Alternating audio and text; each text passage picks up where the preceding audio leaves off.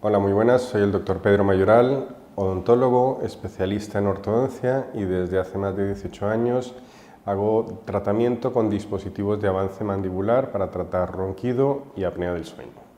Los trastornos respiratorios del sueño son una de las 88 patologías del sueño. En la clasificación internacional de los trastornos del sueño se han descrito hasta 88 trastornos distintos. La apnea es uno de esos 88 trastornos. Los trastornos respiratorios son apnea del sueño y ronquido. Y ahora les explicaré cada uno de esos dos.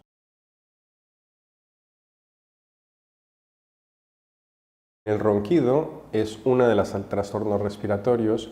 Se produce porque o bien la anatomía o la fisiología hacen que se estreche el paso del aire.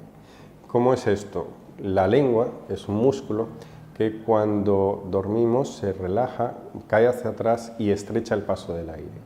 Como digo, pueden ser características anatómicas o fisiológicas las que hacen que se estreche el paso del aire.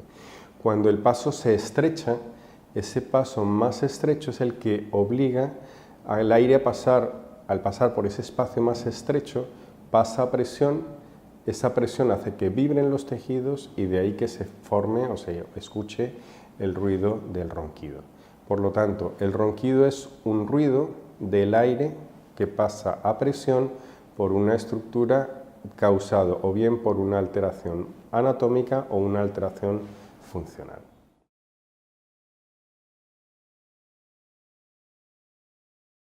La apnea del sueño es un bloqueo completo del paso del aire. Cuando respiramos, una inspiración entra aproximadamente medio litro de aire. Ese aire pasa por la nariz, garganta y llega a los pulmones. En ese paso se puede estrechar o bloquear. Cuando se bloquea es cuando se produce la apnea. ¿Qué produce ese bloqueo? Alteraciones funcionales o alteraciones morfológicas de anatomía. Una lengua muy grande puede obstruir el paso del aire.